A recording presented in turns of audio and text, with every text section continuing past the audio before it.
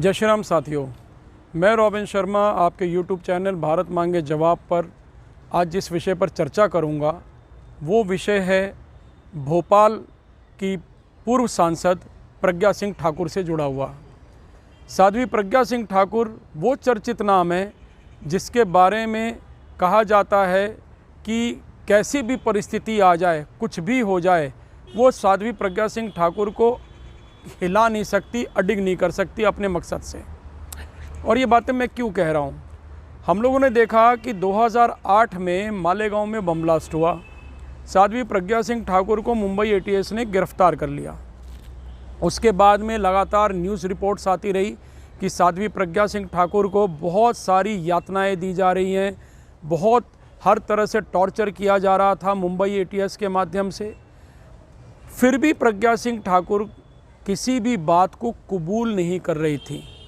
कहीं भी उन्होंने उनकी बातों को ये नहीं माना कि वो किसी भी आतंकवादी घटना में लिप्त हैं। मुंबई जो मालेगांव में बम ब्लास्ट हुआ उसके अंदर उनकी कोई इन्वॉल्वमेंट थी, ये बात प्रज्ञा सिंह ठाकुर ने कभी स्वीकारा ही नहीं। लेकिन यातनाएं देने का काम बंद नहीं हुआ।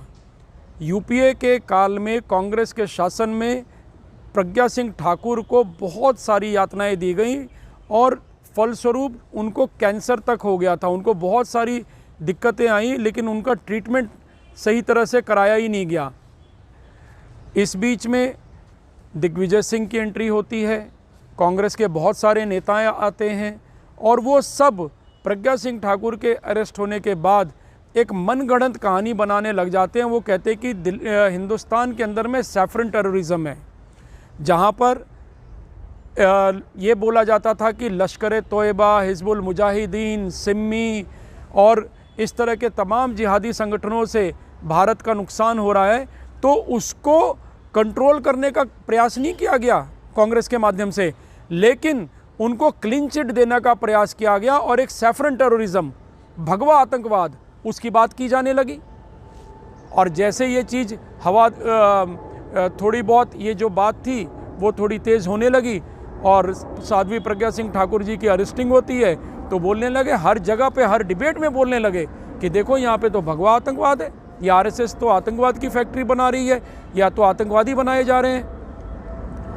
लेकिन जैसे जैसे समय बीता, 2014 में नरेंद्र मोदी जी की सरकार आती है, उसके कुछ समय के उपरांत प्रज्ञा सिंह ठाकुर जी को बेल होता है और 2019 में प्रज्ञा सिंह ठाकुर को भारतीय जनता पार्टी टिकट देती है भोपाल से।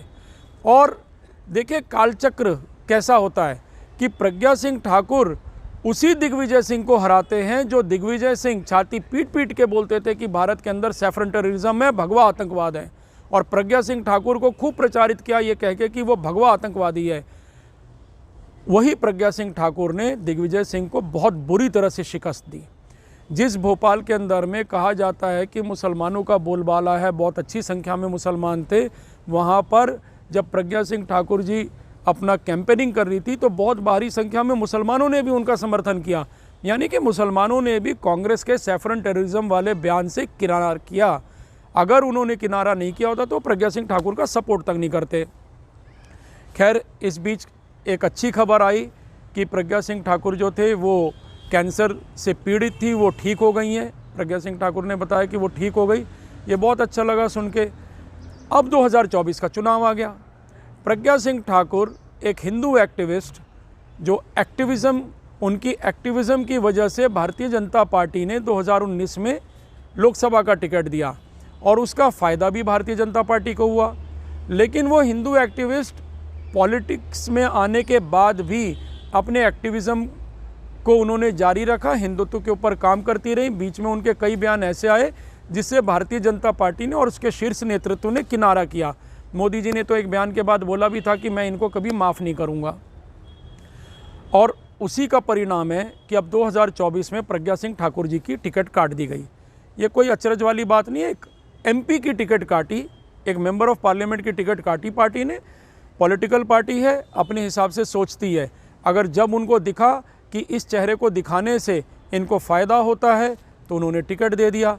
अब उनको कुछ भी बात लगी होगी, हो सकता है ये महसूस किया हो कि शायद प्रज्ञा सिंह ठाकुर को टिकट नहीं देनी चाहिए तो उन्होंने नहीं दिया। लेकिन मुझे ऐसा लगता है कि भारतीय जनता पार्टी अपने किसी भी कार्यकर्ताओं को कभी नहीं छोड़ती और हो सकता है प्रज्ञा सिंह ठाकुर को रिज़र्व फोर्स के रूप में रखा गया हो, आगे प्रज्ञा सिंह ठाकुर को कोई बड़ा रोल दिया जा रहा हो।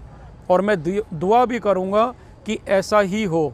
जैसा कि बहुत सारे पॉलिटिकल पार्टीज़ जो विरोधी हैं भारतीय जनता पार्टी के, और बहुत सारे ऐसे भी लोग जो प्रज्ञा सिंह ठाकुर जी के भी विरोधी हैं, वो लोग ये बोलने लग गए हैं कि अब इनका राजनीतिक अंत हो गया, बीजेपी को जितना इस्तेमाल करना था कर लिया, अब बीजेपी इनको यूज़ एंड थ्रो वाली पॉलिसी पे इनको छोड़ देगी।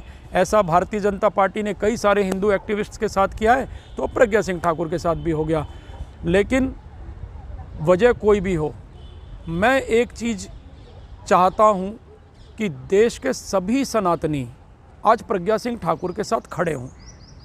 अगर कोई कहता है कि भारतीय जनता पार्टी ने यूज़ एंड थ्रो किया है, तो भारतीय जनता पार्टी के नेतृत्व को भी बताया जाए कि हिंदू एक्टिविस्ट्स को यूज़ एंड थ्रो नहीं करना चाहिए। एक बात, हालांकि मुझे भरोसा नहीं है इस थ्योरी पे, लेकिन अगर ऐसा है तो देश के सारे सनातनी एक सुर में वी सपोर्ट प्रज्ञा सिंह ठाकुर कह के भारतीय जनता पार्टी को पत्र लिखे, देश के प्रधानमंत्री को पत्र लिखे, जेपी नड्डा जी को पत्र लिखे।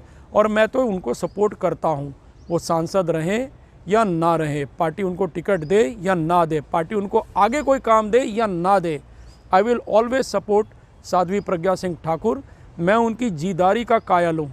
जिस प्रकार से उन्होंने इतनी यातनाएं, इतनी प्रताड़नाएं झेली हैं, और आज टिकट कटने के बाद अगर वो बोल रही हैं कि मैं इस देश को परम वैभव के शिखर पर पहुंचाने के लिए काम करती रहूंगी, हिंदुत्व का काम करती रहूंगी, ये देख के मुझे बहुत खुशी हुई कि उनके माथे पे कोई शिकन नहीं है। बहुत सारे पॉलिटिकल लीडर्स जिनके टिकट कट गए वो अपने घर से बाहर नहीं निकल रहे, और ये महिला इतनी ताकत के साथ में खड़े होके अपनी बातों को, अपनी विचारधाराओं को प्रमुखता के साथ रख रही हैं।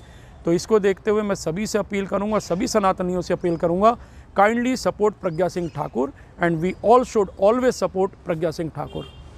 दोस्तों, ये बहुत अच्छा एक ऐसा विषय था जिस पे मुझे लगा कि मुझे आपसे चर्चा करनी चाहिए। हिंदू एक्टिविस्ट, कहीं किसी की गर्दन काट दी जाती है, कहीं कोई हिंदू एक्टिविस्ट पॉलिटिक्स में आता है तो थोड़े समय के बाद में उसको हटा दिया जाता है।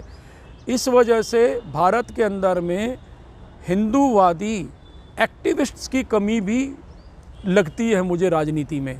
हिंदू पॉलिटिशियंस तो मिलेगा, हिंदू एक्टिविस्ट नहीं मिलता। और वहीं अगर हम देखें, ओवैसी हो या वारिस पठान हो, वो अपने पैनल डिस्कशंस में एक टेररिस्ट का भी बचाव करते हुए नज़र आते हैं, ऐसे लोग का भी बचाव करते हुए नज़र आते हैं जो भारत विरोधी बयान देते हैं और बोलते हैं कि नहीं, वो पहले हमारा मुसलमान भाई है। तो उसी तरह से हमारी हिंदू बहन है, हमें समर्थन करना चाहिए। अगर आपको हमारा ये स्टोरी पसंद आई है तो आप लोग इसको लाइक करें, शेयर करें और हमारे चैनल को ज़रूर सब्सक्राइब करें। मैं रॉबिन शर्मा इसी तरह से जनहित के मुद्दे लेके आपके बीच आता रहूँगा भारत मांगे जवाब चैनल पर। जय हिंद, जय भारत, जय श्री राम।